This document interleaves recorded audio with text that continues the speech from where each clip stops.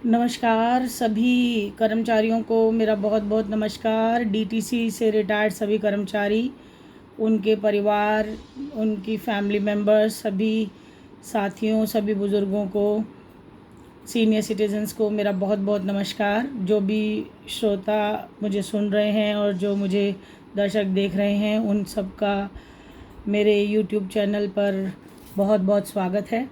मैं रितु मुंजाल आज फिर आपके बीच में आकर आपसे बातचीत करने के लिए तत्पर हूँ। और जैसा कि आप जानते ही हैं कि हम लोग डीटीसी के रिटायर्ड कर्मचारियों की पेंशन बहाली हेतु संघर्ष कर रहे हैं, और इसके चलते मैंने आपको जानकारी दी थी 2-4 दिन पहले, और ये बताया था कि एक सर्कुलर जारी किया है दिल्ली ट्रांसपोर्ट कॉरपोरेशन की तरफ से, मंत्रालय की तरफ से जानकारी आई थी कि पेंशन रिलीज़ करने के मुतालिक जो कंसेंट फॉर्म निकाले गए थे उनको बंद कर दिया गया था और उस 6/10 को, और उसके बाद काफ़ी कर्मचारी पहुंचे थे डिपो में और उनके फॉर्म नहीं लिए गए थे। फिर बीच में एक जानकारी आई थी कि फॉर्म ले रहे हैं, पर उसका हमारे पास कोई पुख्ता सबूत यानी कि प्रूफ नहीं था। तो हमने आपको जब जानकारी दी और वहाँ जब डिपो में विभाग में कर्मचारी पहुँचे तो उनको कहा गया कि वो लोग वेट करें, अभी कोई हमारे पास ईमेल नहीं आई है और हमारे पास कोई वेबसाइट पे अपलोडिंग नहीं हुई है ऑर्डर की। और अभी जैसा कि पिछली बार मैंने जो मेरी लास्ट वीडियो आपने देखी होगी, उसमें मैंने आपको मंत्रालय का सर्कुलर दिखाया था दिल्ली ट्रांसपोर्ट कॉरपोरेशन का, जो इनकी मीटिंग हुई थी। और उस मीटिंग के जो मिनट्स रिकॉर्ड्स थे उसके मुताबिक आपको दोबारा कंसेंट फॉर्म निकाले गए हैं, और उसके लिए लास्ट डेट जो है उसे जमा करने की 11/12 है।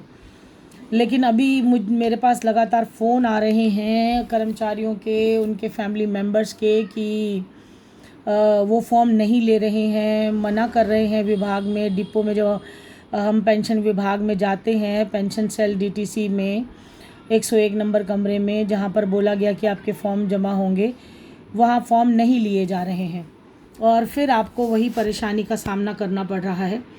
तो सुबह से मेरे पास करीब 70-80 फ़ोन आ चुके हैं और बहुत सारे ऐसे कर्मचारी हैं जो वहाँ पर जाकर पता करके आए हैं, और बहुत सारे ऐसे हैं जिन्होंने कि फ़ोन पे जानकारी लेनी चाहिए है।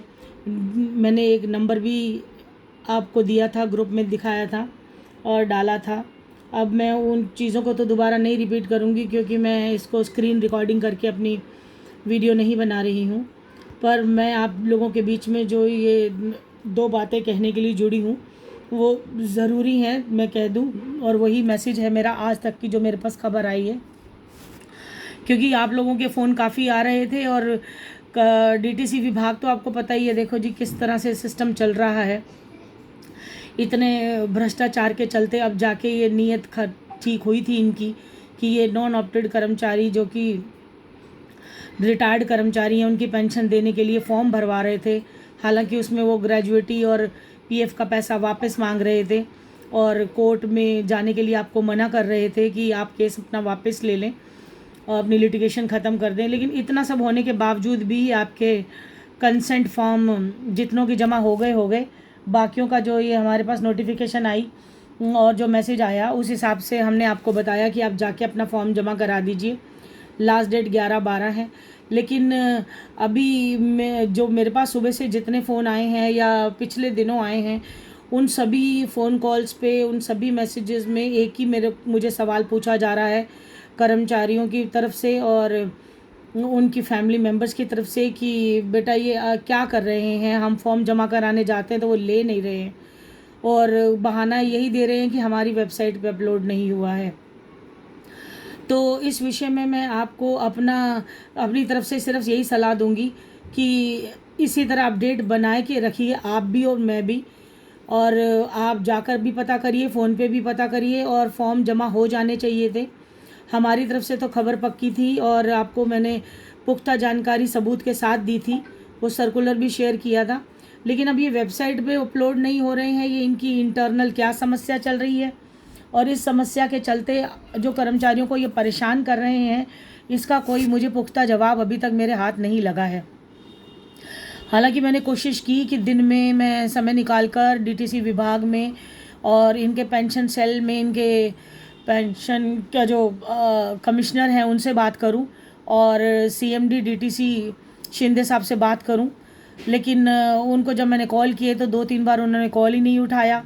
फिर बीच में एक बार कॉल उठा तो उनके पीए ने उठाया और ये कहा कि अभी वो बिज़ी हैं और कर्मचारियों को बार बार हम भी ये देख रहे हैं कि ये लोग फॉर्म जमा कराने के लिए आ तो रहे हैं।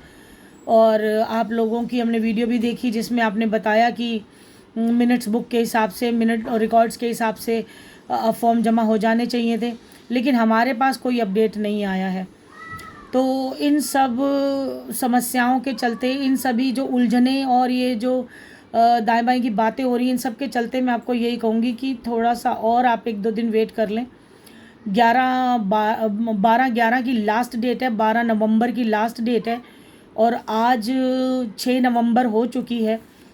ये लोग पता नहीं क्या चाहते हैं, क्यों भगदड़ मचाएंगे एंड मौके पर। और सब कुछ करने के बाद भी 2 मिनट की अपलोडिंग का काम है जो एक क्लर्क की वर्किंग है वो कर सकता है, पर किस तरह से सिस्टम काम कर रहा है ना कोई पुख्ता जवाब दे रहे हैं, ना ही कोई जानकारी कर्मचारियों को दे रहे हैं, ना उनकी फैमिली को दे रहे हैं। और मैं भी कॉल कर रही हूँ तो मुझे भी कोई सीधा आंसर मेरे पास अभी तक नहीं आया है। आप सभी से निवेदन करूँगी कि आप और मैं एक ही जगह खड़े हैं आज की डेट में, चाहे वो कर्मचारी हों, चाहे मैं आप लोगों की मदद करने के लिए आपके साथ, या हमारे और भी काफ़ी कर्मचारियों के साथ यूनियन के मेंबर्स भी लगे हुए हैं।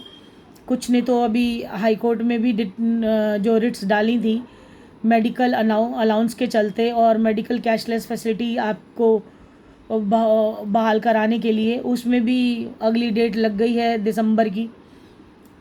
और इस तरह से ये तारीख पे तारीख चलती जा रही है, समस्या बढ़ती जा रही है, समाधान निकलते निकलते भी दिखाई नहीं दे रहा है। हताश और परेशान हैं सभी कर्मचारी और उनके साथ उनकी मदद करने वाले हमारे जैसे समाज सेवक भी। हम लोग भी बार बार कोशिश कर रहे हैं कि इनसे वार्तालाप हो, इनसे कोई सलाह मशवरा हो और हमें जानकारी दें। तो जो भी जानकारी जिसको भी पहले मिलेगी कृपया करके वो इस पे मुझे कमेंट बॉक्स में डाल दें, डिटेल व्हाट्सएप के माध्यम से भेज दें। आपके पास मेरा व्हाट्सएप नंबर भी है।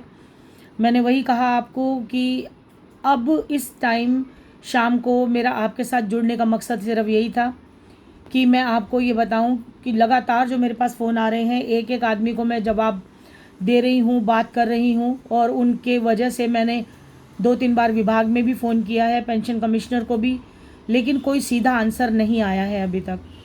हाँ, अगर कोई कल तक, सुबह तक या परसों तक कोई भी अपडेट आ जाता है मेरे पास तो डेफिनेटली मैं आपको दोबारा बताऊंगी।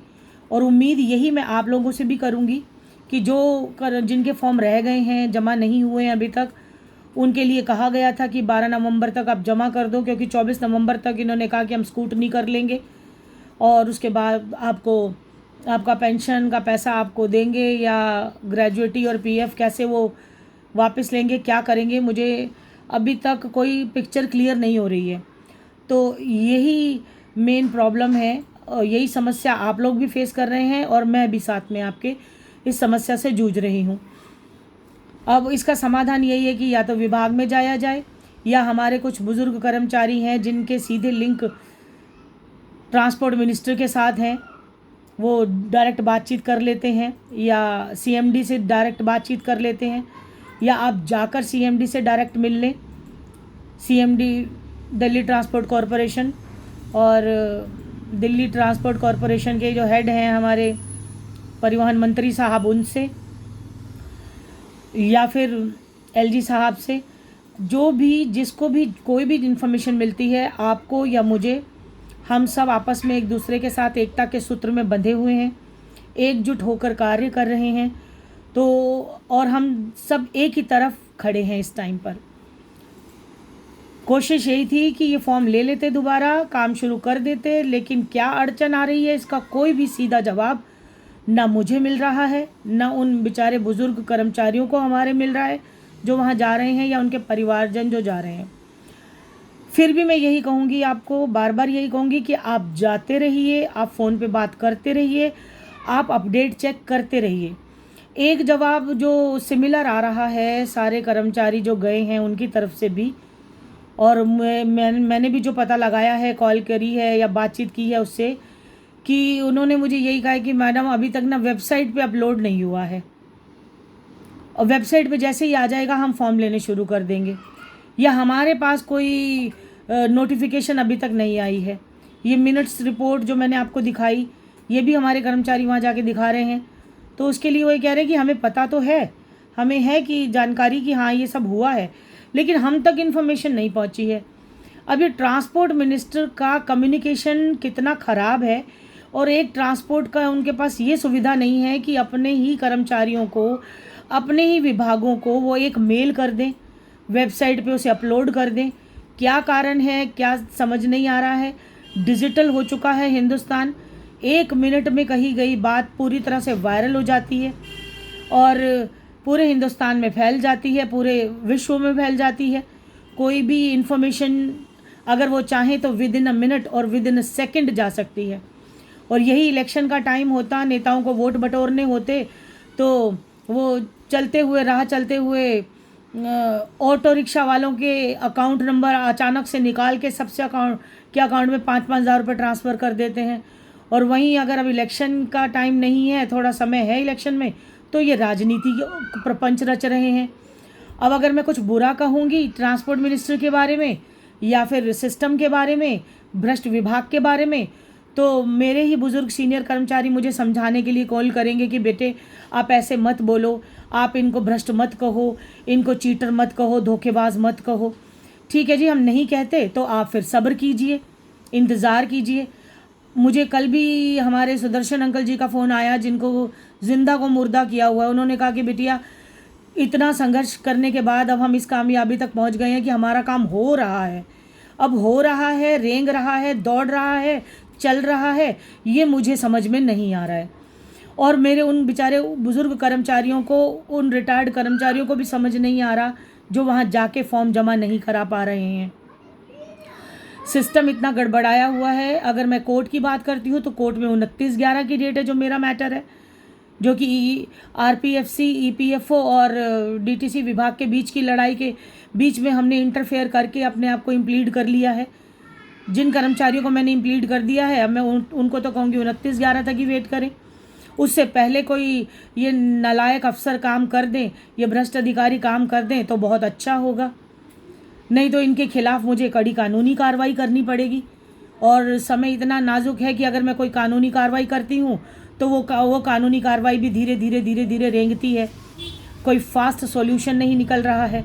समय लगातार बीतता जा रहा है। बुजुर्ग कर्मचारी हताश और परेशान हो चुके हैं। बार बार इसी बात को मुझसे पूछते हैं, बेटा कब तक काम होगा, कहाँ तक पहुँचा हमारा काम, क्या चल रहा है, हमें बताओ। अब मैं उनको क्या जवाब दूँ। सुबह से जितने भी फ़ोन मेरे पास आए हैं, बेटा क्या हुआ, मैडम क्या हुआ, प्लीज़ बताइए, क्या स्टेटस है हमारे केस का। तो ये सारे जो जवाब हैं, इनके जवाबों में मैं भी आपके साथ इन्हीं सवालों के साथ खड़ी हूँ और जवाब मांग रही हूँ इस विभाग से। मेरी वीडियो अगर डीटीसी विभाग, पेंशन सेल के कर्मचारी और कमिश्नर साहब देख रहे हैं, या कैलाश गहलोत साहब देख रहे हैं, ट्रांसपोर्ट मिनिस्टर साहब देख रहे हैं, और डीटीसी के जो नुमाइंदे हैं अगर वो देख रहे हैं, तो उनसे हाथ जोड़कर विनती है कि इनको और परेशान ना किया जाए। जब आप एमसीडी के कर्मचारियों को दिवाली पर बोनस दे सकते हैं